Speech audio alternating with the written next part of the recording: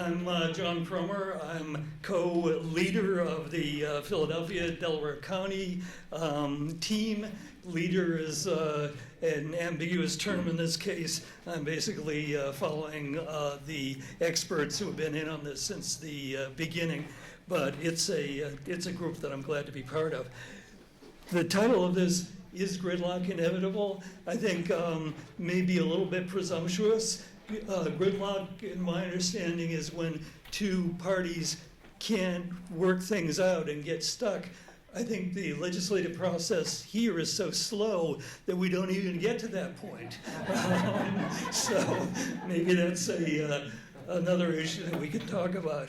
And you've heard this question of, what happened to the minimum wage bill?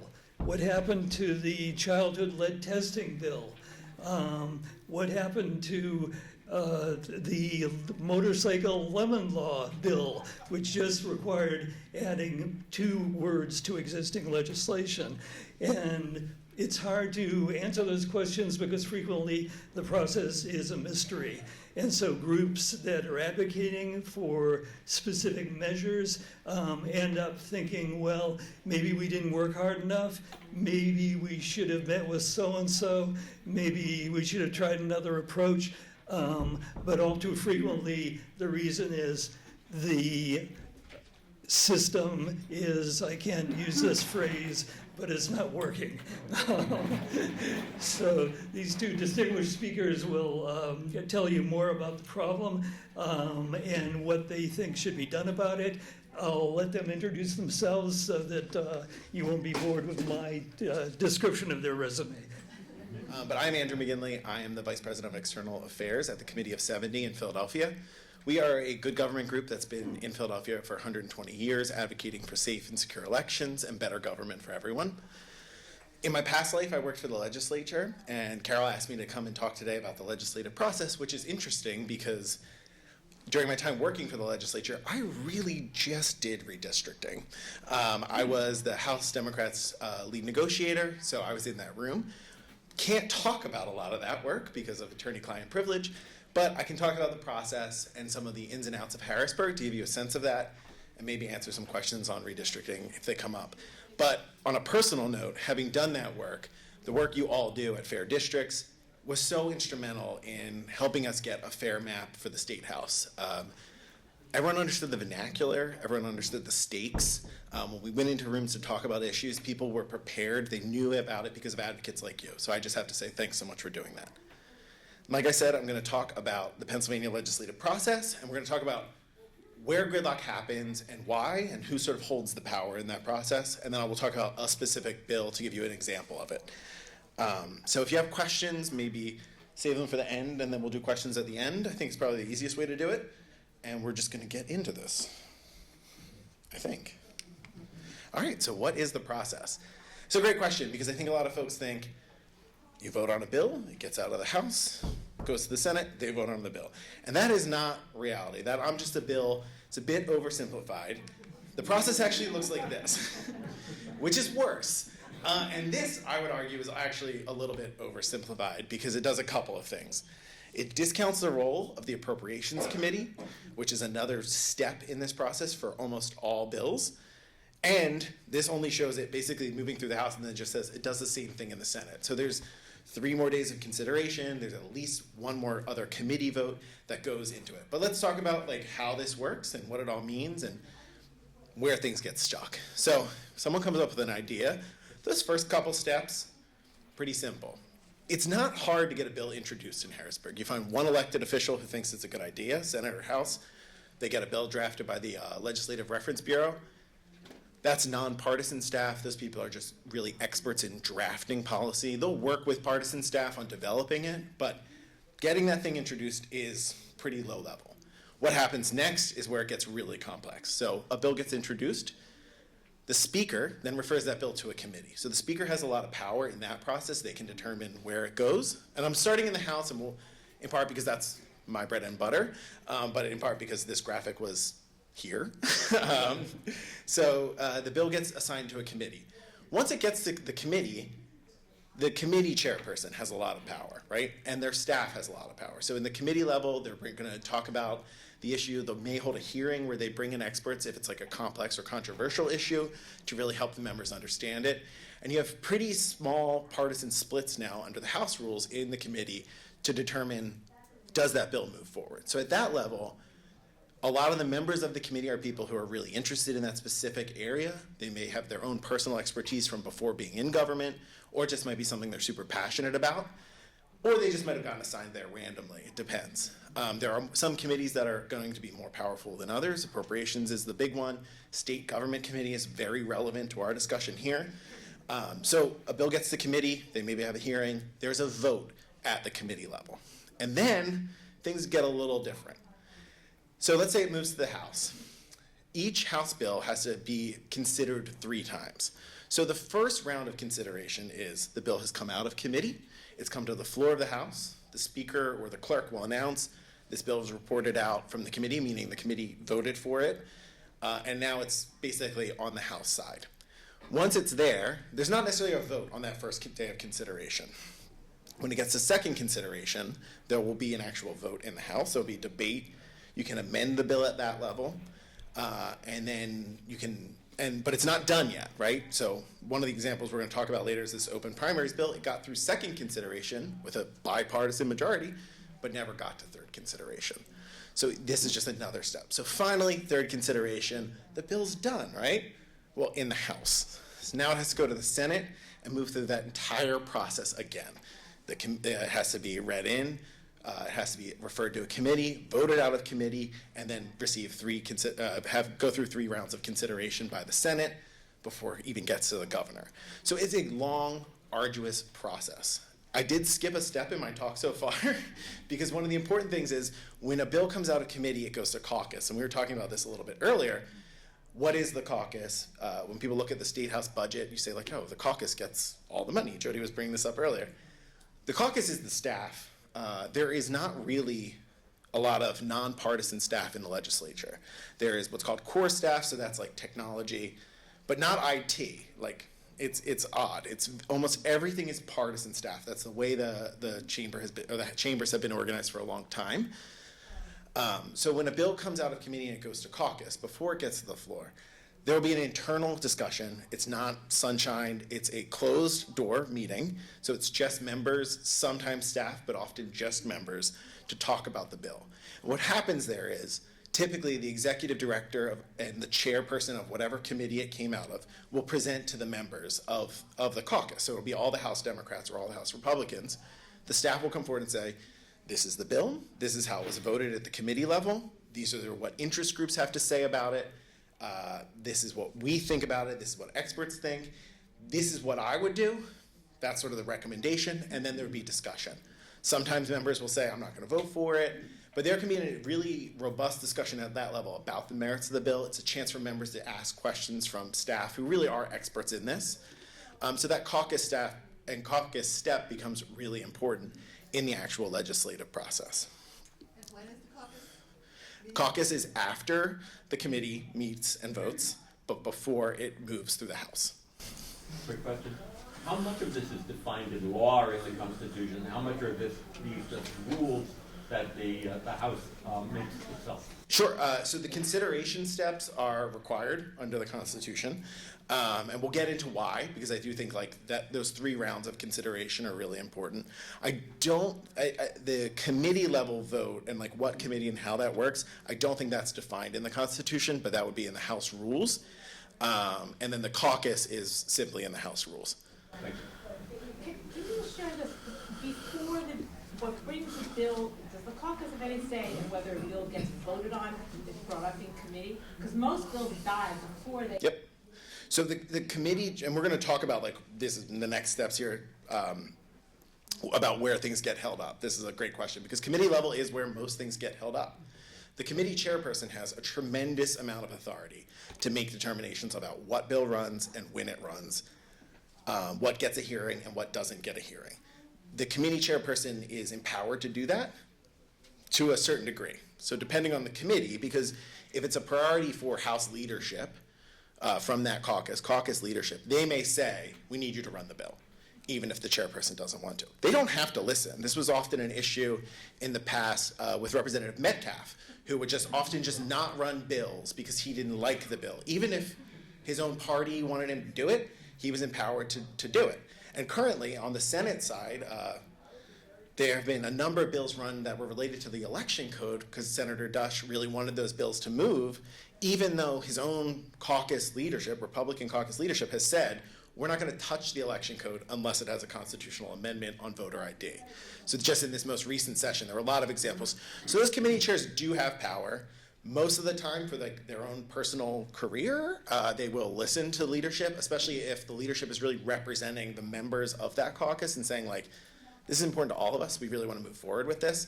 But it doesn't always happen. But yeah, you're right. That committee chair level is really, really important. Yes, sir.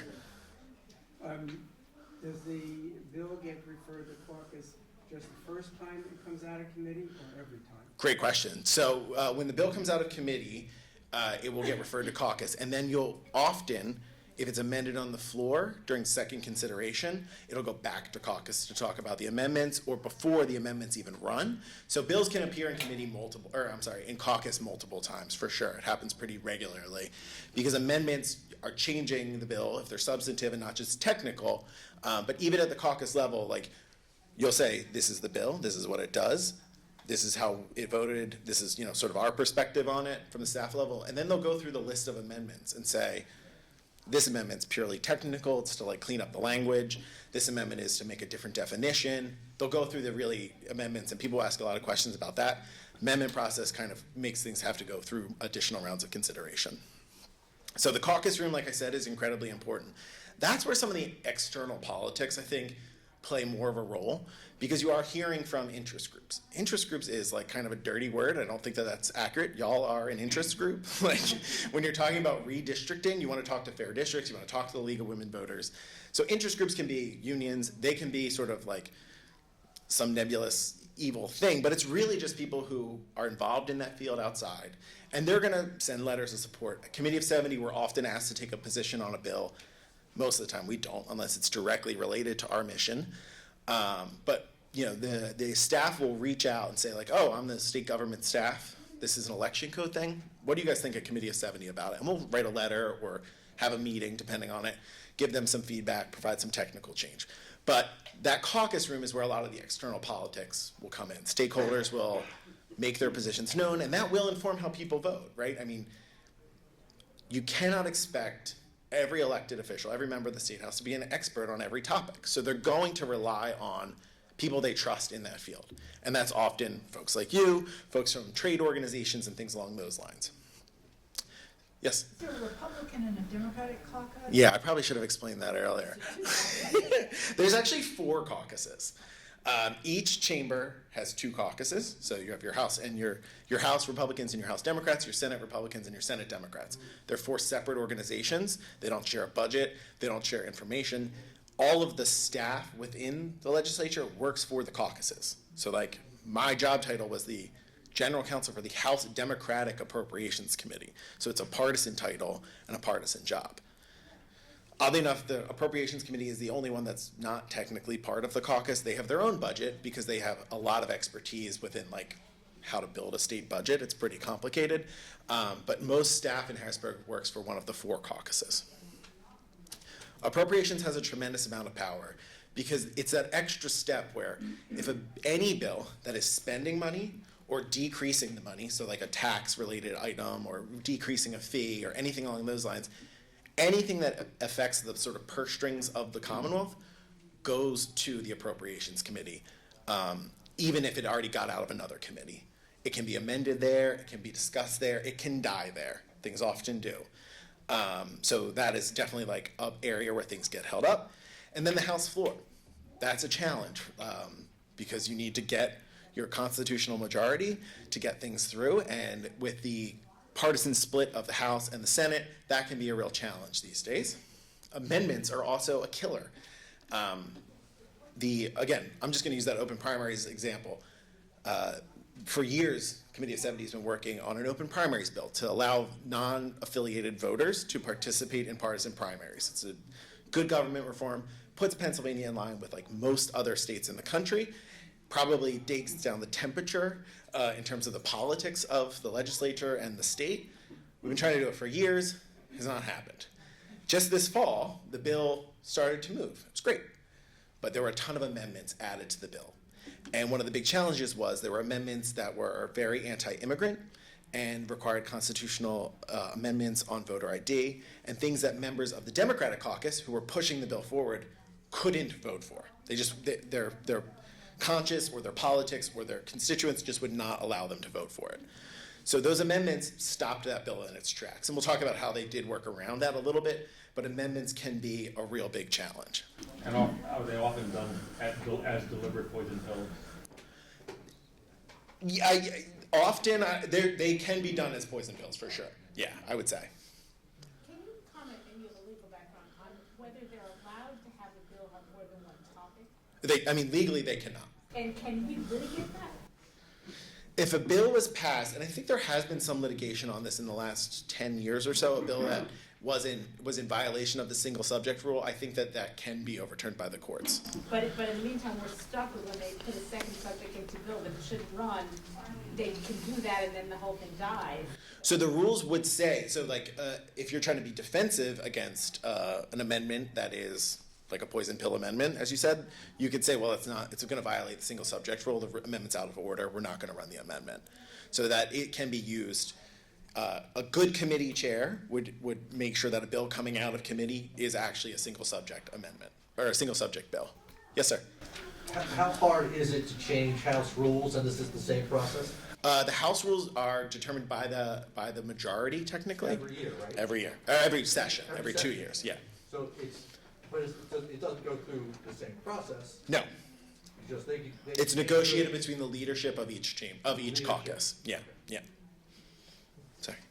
What's the process of getting an amendment added to the bill? Like, is the original person who introduced the bill, do they have any say? So this is a great question. Like, any member can introduce an amendment to a bill. So the bill comes out of committee or on the floor, or if they're a member of the committee, but it doesn't necessarily matter. They don't have to have a connection to the original drafting of the bill, as long as that amendment is connected to it. And you'll see this done routinely, where people will try to stick an amendment on a bill because it's going to align with something that they were trying to do that's kind of sort of related, or directly related. They can add them regardless of where they sit. The biggest step, I would say, as someone who spent a couple of years working in Harrisburg, one of the bigger challenges that I don't think people necessarily think about is the coordination between the House and the Senate, or the lack thereof. Within the House, as a Democratic staffer, I was working day in and day out with Republican staff on important initiatives all the time. With Republican members, when I worked for the Government Oversight Committee, it was chaired by Seth Grove, and my boss was Matt Bradford. Very different people in terms of their politics, but we could work together. We could get stuff done. I mean, they were really dedicated to trying to figure stuff out together in that committee. But between the chambers, there's not necessarily a lot of coordination. Even when I was there, and both chambers were controlled by one party, there wasn't a ton of coordination. Now that there's a partisan split between the chambers, anecdotally it appears that there's even less.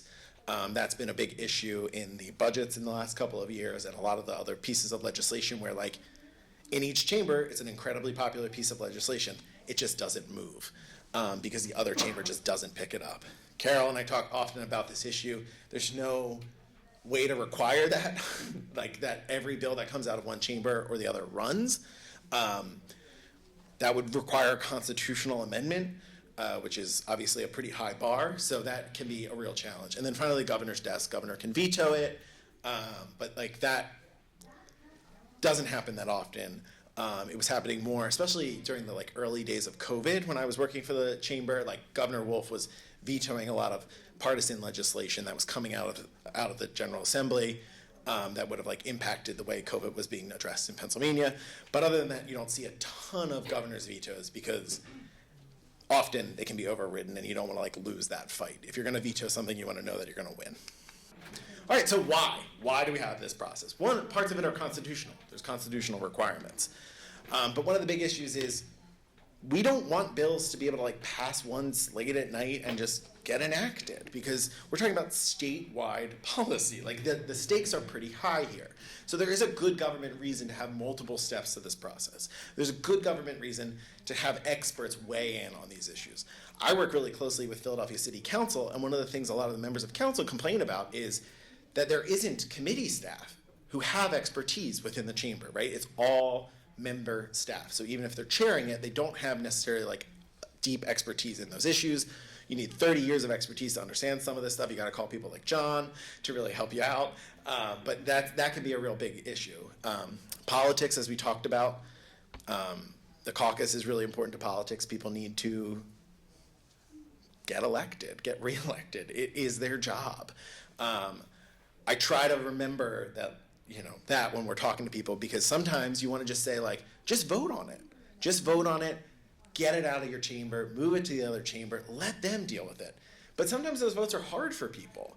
And if they're going to take a vote that's going to kill them in a primary or in the next general election, and it's not going to go anywhere in the other chamber, it's hard to convince someone to basically like forfeit that when you know that they're going to be in a worse position and they might be a better ally for the politics of that issue in the future. And we really just need a lot of expertise here to like keep things moving. We've talked a lot about these issues, about who has the power and how they exercise it.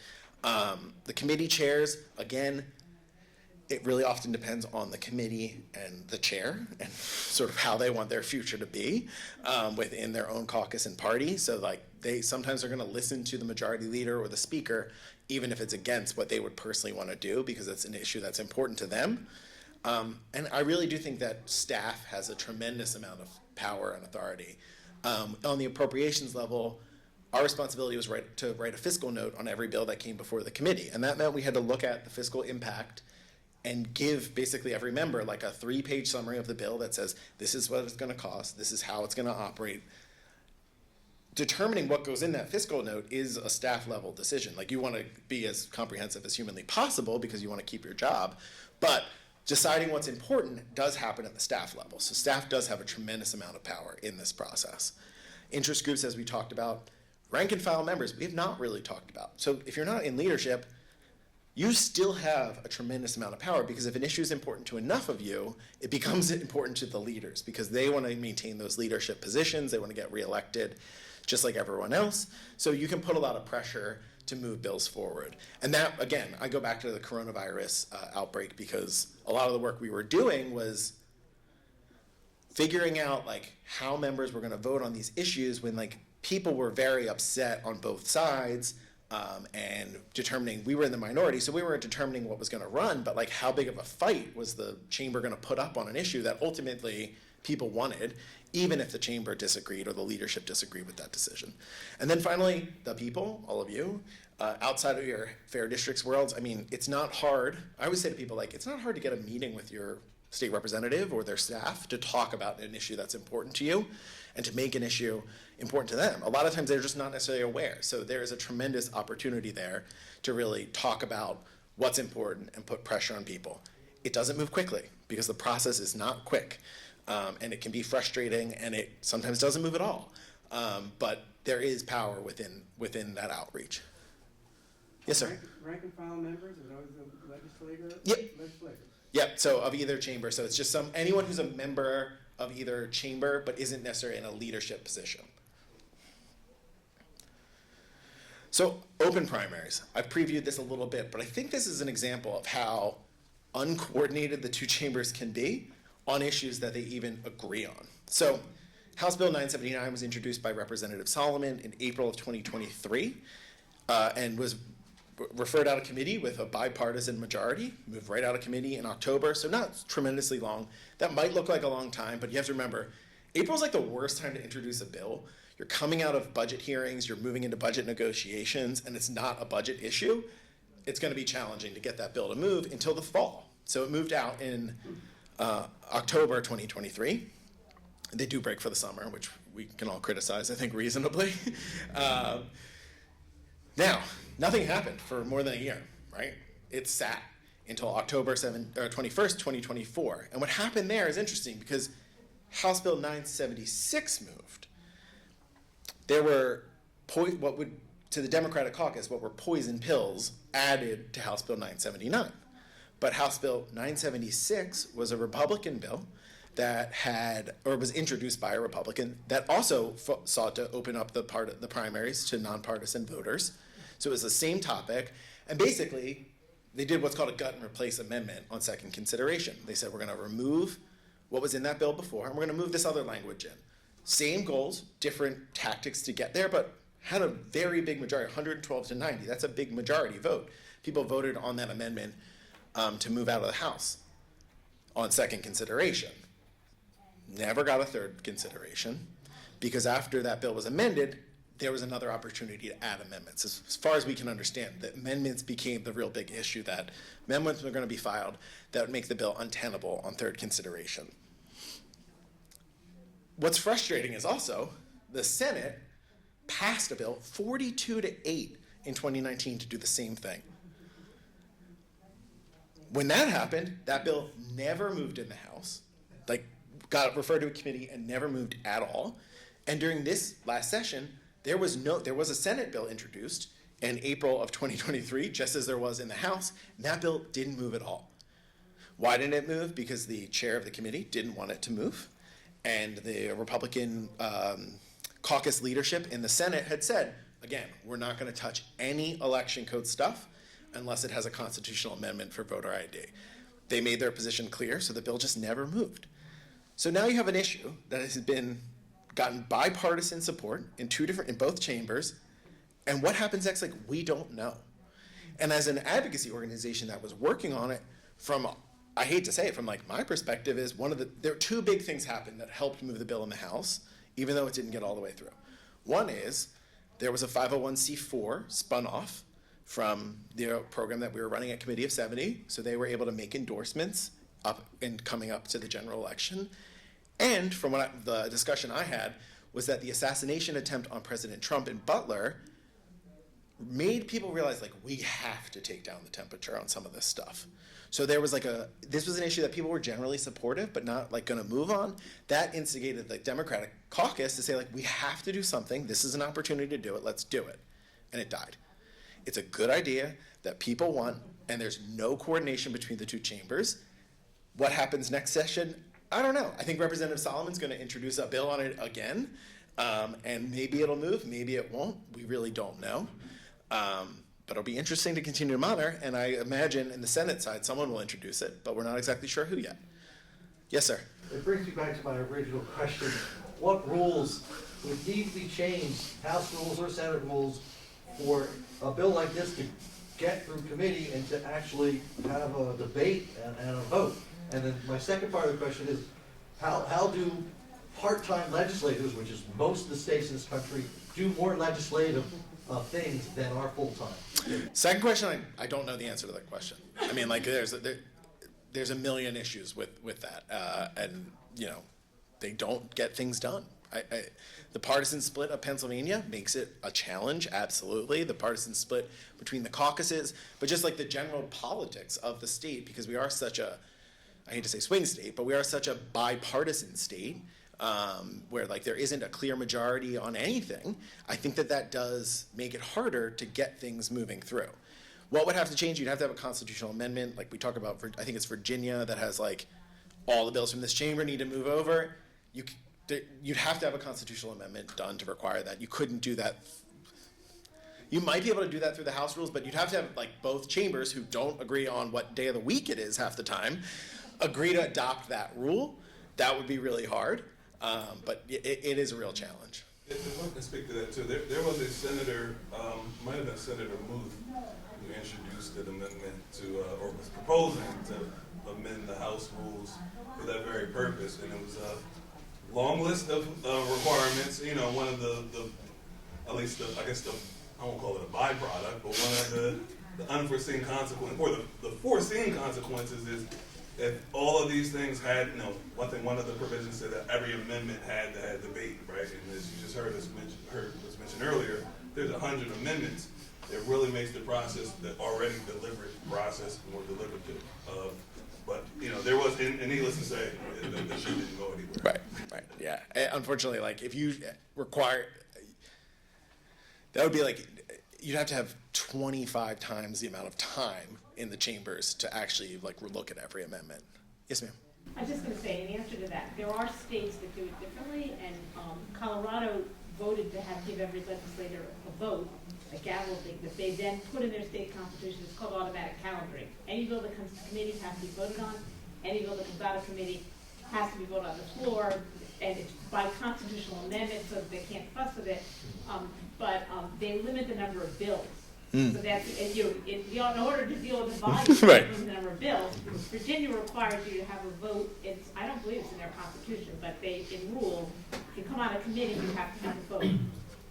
And so there are a number of states that do that. Yeah. About 10 or 11, I think. That if you manage the hurdle of the committee process, you will get a floor vote. That doesn't say about the other chamber, but it's not so easy to rules change. Yeah, it's a real challenge. So, like, this is my conclusion, since we started with a question, is like, yeah, it is.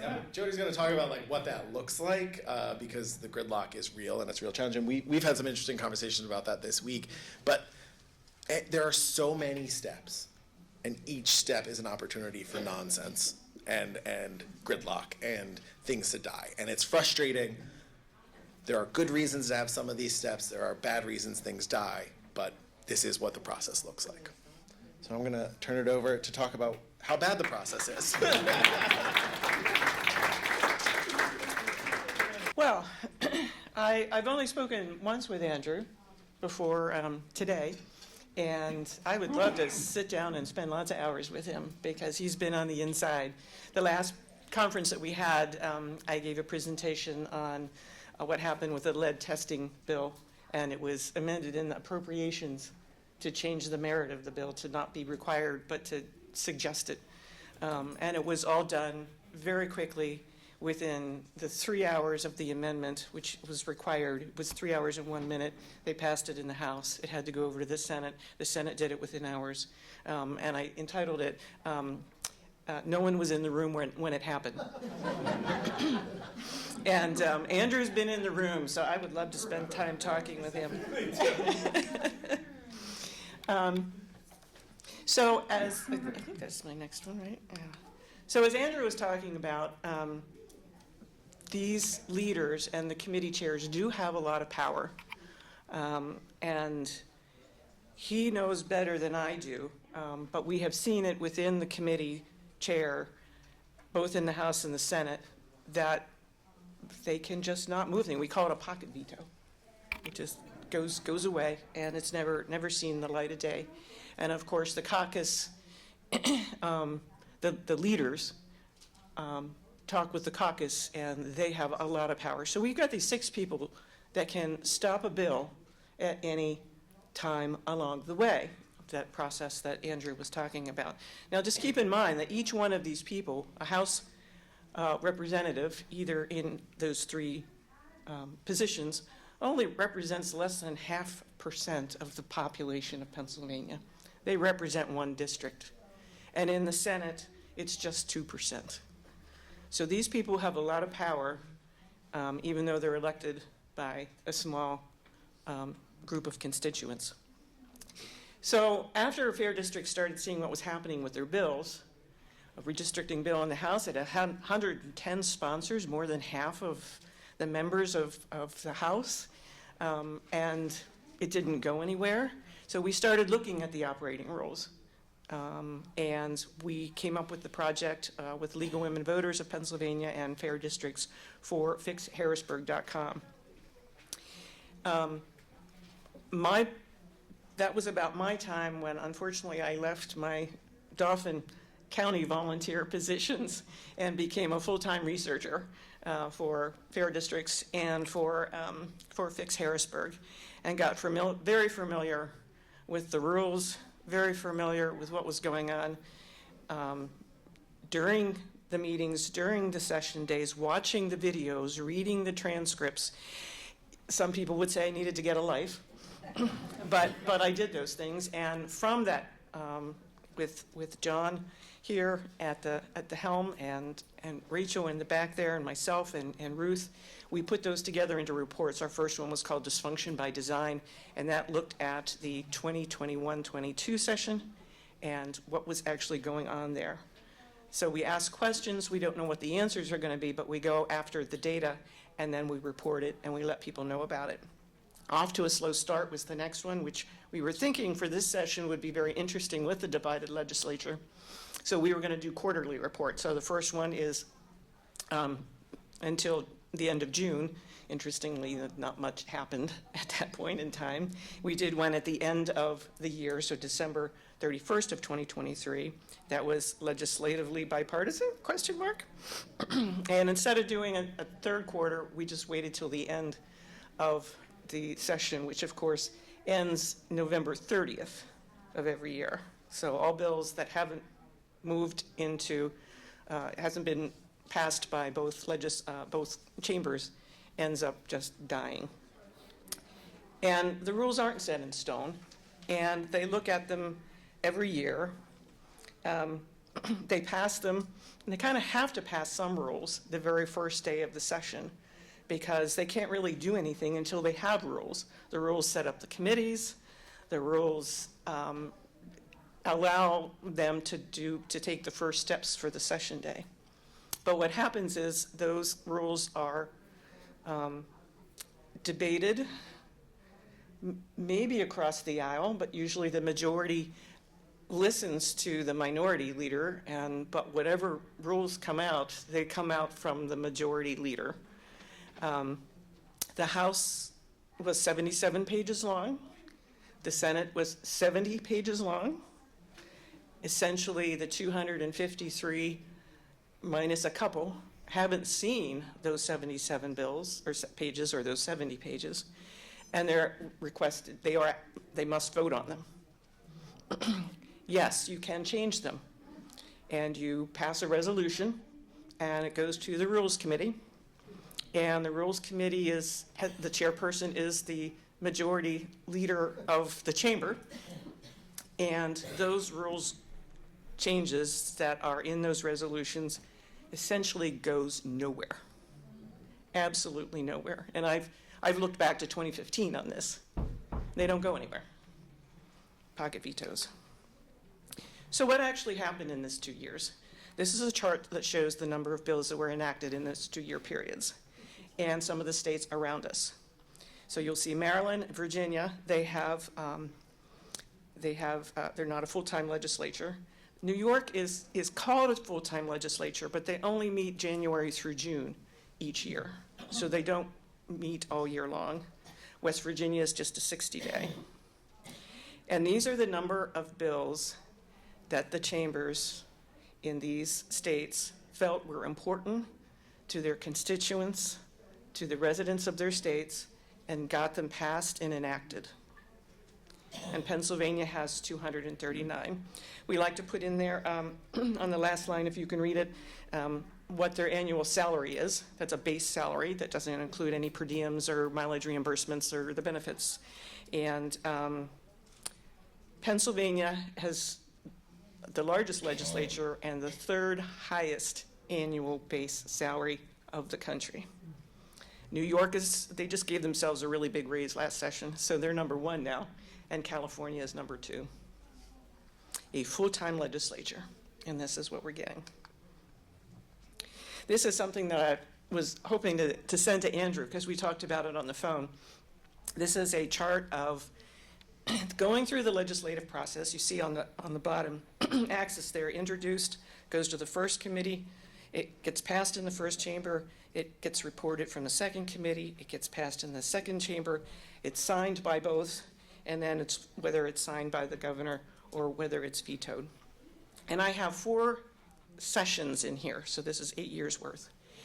And if you see along the top, the blue and the red and the gold color, the years I have there all in red text because both chambers had Republican majorities, and then purple for the green. And you can see, do we have the divided legislature that really made a difference? Not really. So what you'll see here is about 3,000 bills of the 4,000 or so that gets introduced, just gets that little pocket veto. Nobody talks about it. It's gone. Somebody has made the decision which of those 3,000 are going to die at the end of the session. And that's about 75%. Now, once they get passed by the first committee, you have a pretty good chance of getting out of the chamber. But only of the 1,000 that got through, about 720. So about 75% of them do get through. But then what happens?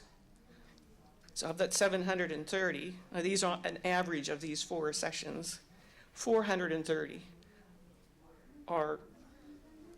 don't ever make it there. So 60% of them coming out of the first chamber end up dying in the second chamber. But what about that second chamber committee? In fact, they're the ones killing most of them. So 45% of the bills or 330 of that 720, those are bills being held back, are held back because the committee does a pocket veto to them as well. So the committee performance can be considered quite the bottleneck.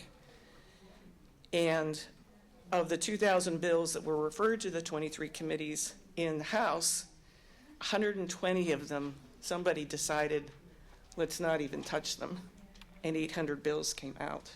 23 committees. This is the one that we just finished, so 2023 to 24. And it turns out that when I looked at how many times those committees in the House met, on average, it was really a median, 13 times in 2 years that they met. Full-time legislature, third highest paid. The maximum was 33. I think that was the Judiciary Committee and had the most number of bills in it. But they don't meet very often. Senate, same kind of numbers. Of the 1,600 bills that were referred to their 20 committees, 1,100 of them were pocket vetoes, 500 came out. They had 11, on average, voting meetings in the 2-year session. Full-time legislature.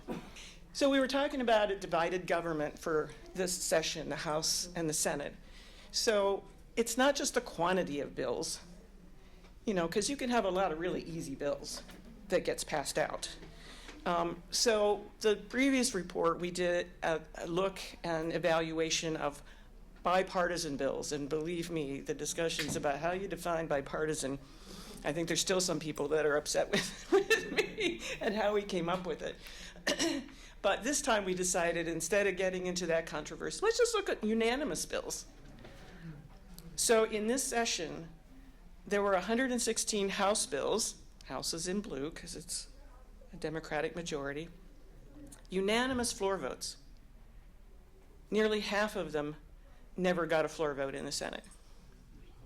And the same with the Senate.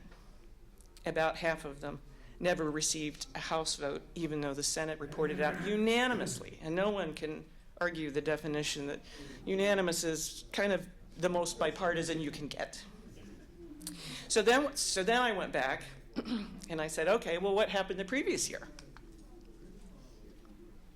What happened the previous year? It was worse. Both chambers have Republican majorities, and now nearly 60% of the House bills, unanimous vote, never got a Senate vote, and 54% of the Senate bills, unanimous vote, never got to a House vote. So, the performance of the chambers, I took a look at. They have session days. Yes, they do things in between the session days, but a bill is not going to move or progress unless there's a session day. And within the session, within the first year of our 2-year session, 2023, the House met 48 times to deal with bills, and the Senate did 57 out of 12 months worth. Is it recorded for public to see exactly what person stopped each one? Well, you can look at a bill history, so you can see what committee it got stuck in. You can see votes, and that's all the General Assembly has I think, a very user-friendly site. There's kind of a lot you can do with it, so sometimes it's hard to get to what you want. But it is there. And the sessions, most committee sessions, and the chamber sessions are recorded. So you can actually hear people talk. And what I will tell you from the many that I have listened to, or transcripts that I have read, is that most of the time when a bill has come out of committee, it's because they're going to run it. And there are some bills that are controversial, but most of the time there's not even a roll call vote on second consideration. It's just rambled off in auctioneer speed, and it's a voice vote, and you don't even hear people saying yay and nay. It just happens. Yes, sir.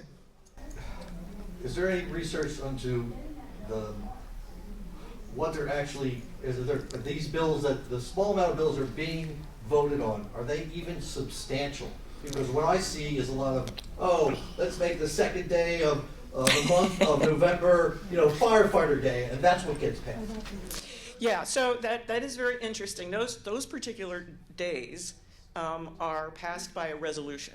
So it doesn't go through 3 considerations, it doesn't have to go over to the other chamber, and it just gets done. And most of the descriptions of those and legislators that want to, I was going to use the word pontificate, speak on the advantages of those days and weeks, and it's usually done either before or after the session, so they have taken time out for when I'm looking for what happens to a bill. All of these statistics are for nothing but general bills. The other one that you were talking about, that there's a lot of bills naming roads and bridges. Yeah. And they started doing something actually 3 sessions ago that I just discovered, because they did it very well this session. They got a little better and then a little better. They're still introducing a lot of them, but what they're doing is they're taking the bill, because that does have to go through committees and it does have to go through both chambers. They end up amending the bill with like 100 of them, and then they just pass one bill. So we're still spending money on having the bill printed and distributed and all of that, but there's very little time on the House floor, and those go through. So that has been an improvement. The Senate was 57 days the first session, or the first year of the session, and 46 the next time. And as we said, within those 2 years, they passed 239 bills. Now, if you remember, some of those states had like a 60-day session for the year. Our guys aren't even meeting that often. Third highest salary. It was 104 in the chart before that. I have here 110, because since 1995, they get automatic pay raises. And it's based off of an index, a CPI index, and it comes out. They actually begin working and getting paid on December 1.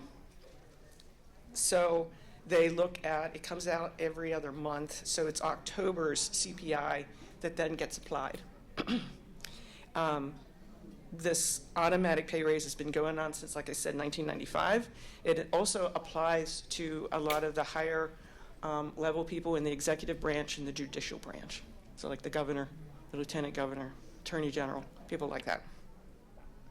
Did you say that the bills that were unanimously passed in one chamber were not passed or were not heard in the other chamber? They did not get a vote on the floor of the next chamber.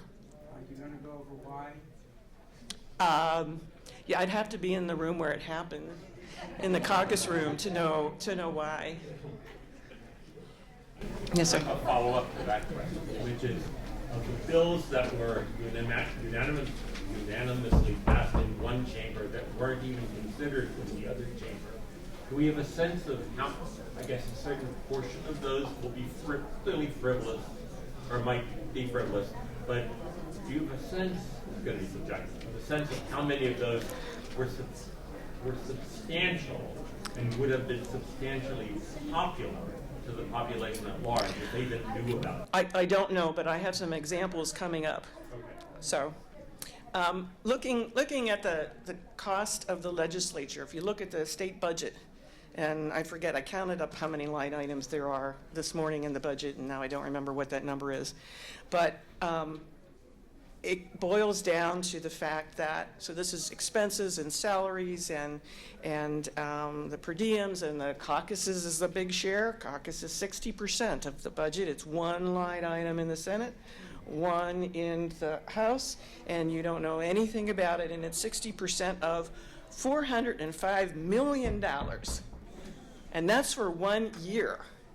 That's the budget year, which runs from July 1 to June 30th. And it happened last year, and it was a division that I did last year, which was I divided it by 365. Because what that means is today, Saturday, it cost us $1.11 million for our legislature. Tomorrow, Sunday, same thing, over and over again. Like a lot of local city budgets, state budgets, every year, a lot of the expenditures are out towards healthcare and pensions.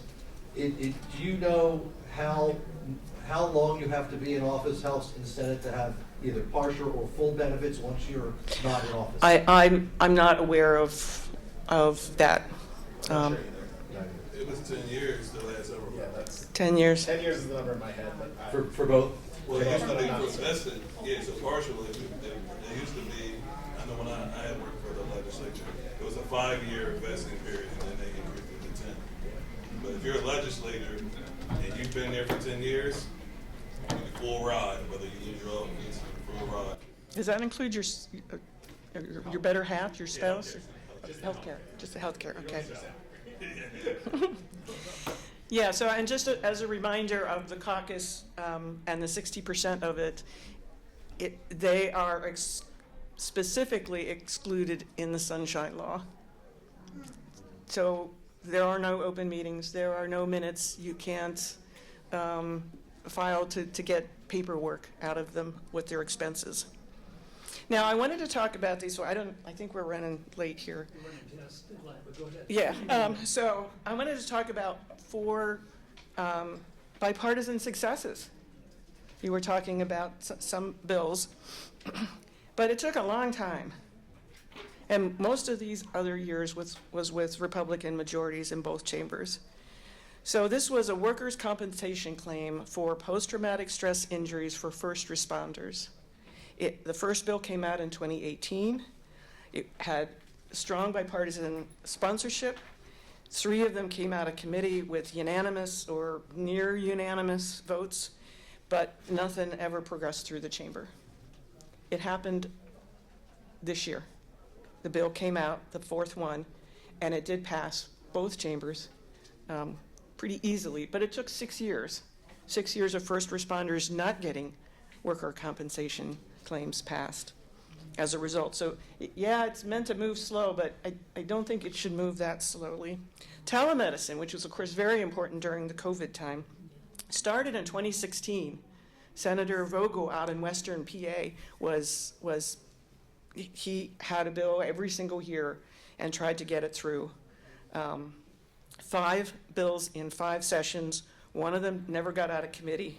3 of the 5 failed, and 1 made it through, which was this year. 8 years later. 8 years it took to get bipartisan collaboration on a telemedicine bill. I will say that during this time, the House also had 5 bills, and they all died in committee. They never even got a committee vote. Pennsylvania's property tax rent rebate, established in 2007, and never had an increase in the income eligibility.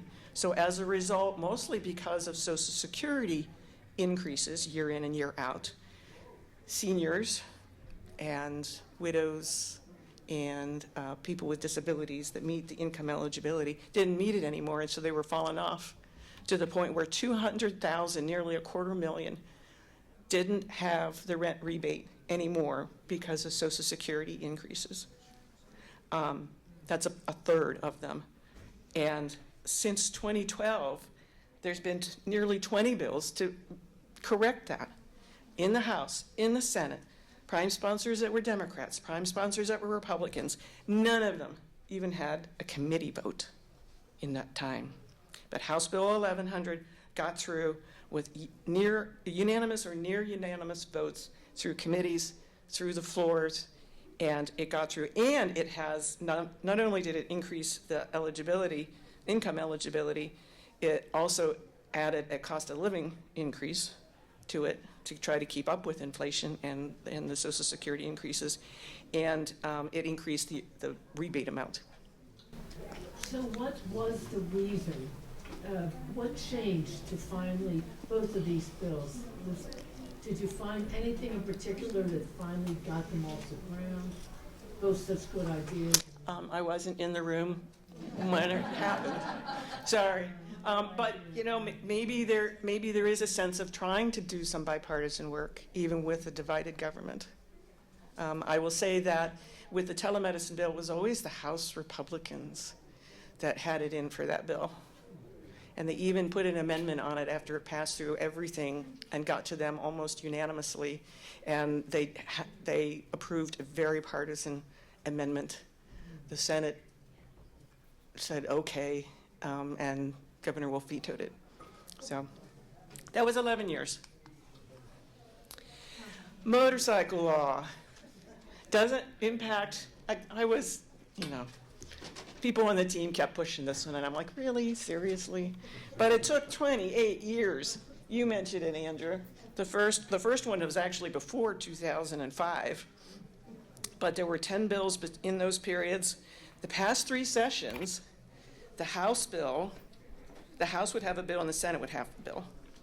And the House would pass the bill with strong bipartisan support, and the Senate would ignore it. The Senate would pass their bill, goes to the House would ignore it. It happened in the last 2 sessions. The third session, there was one bill, I think it was from the House, that the Senate ignored, but the Senate had one, and they finally went, okay, let's do this one sentence change. And so now motorcycles, 28 years, I've got typos there at the bottom there, keep saying there. But there were failures, and our report will come out with some of the failures. We are going to highlight 3 just examples. There's a lot more than this, but the lead testing for children was still one. And in the report, these are 3 different examples of how they had broad bipartisan support, and yet it's not getting done. And we mentioned the minimum wage one. That's a great one. Everybody around us has raised their minimum wage. 30 out of 50 states have raised their minimum wage. And so there was an interview done with the chairperson, the majority chair of the Labor and Industry Committee. And he said this: on a bill of this magnitude, the preferred way to advance it is to have an agreement in place before starting it through the legislative process. He's using his outside voice to say this. And leadership would be involved in those discussions. So if there was any doubt as to how bills get through, it's not that cute little chart that the state puts up on their website. There are rules in other states. As Rachel had said, committees that are required to hear all bills, report all bills. Bills that are reported out from a committee have automatic calendaring. Use of conference committees. If 2 chambers have disagreed on a bill with amendments they can't agree on, you have a very simple conference committee process. We have it. We don't use it anymore. Crossover days, those are for the short-term sessions where they go, at this point in time in your session, you can't process any more of the bills coming out of your chamber. You can only process bills that came from the other chamber. So it gives them a deadline. The one subject rule and germaneness of amendments is ridiculous.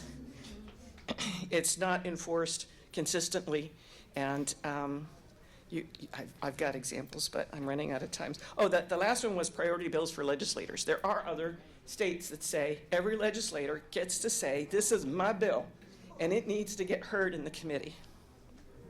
Voted up or down. Some of the states even have 1 or sometimes 4 for every legislator, but then the leaders also have maybe 5 that they can do. So other states are doing it. Other states have different rules, but I don't even know if changing the rules in Pennsylvania, as much as I've seen them broken and used and abused, I just don't know. The FIx Harrisburg site started out by saying we'd like to have bipartisan bills that go to a committee, get voted in a committee, and if it gets voted out with bipartisan votes, it gets a chamber floor vote, and if it comes out of that chamber with a bipartisan vote, then it's considered in the other. But I'm not sure where we're gonna end up going. But thank you, and I'm way over time. I'll stay up there.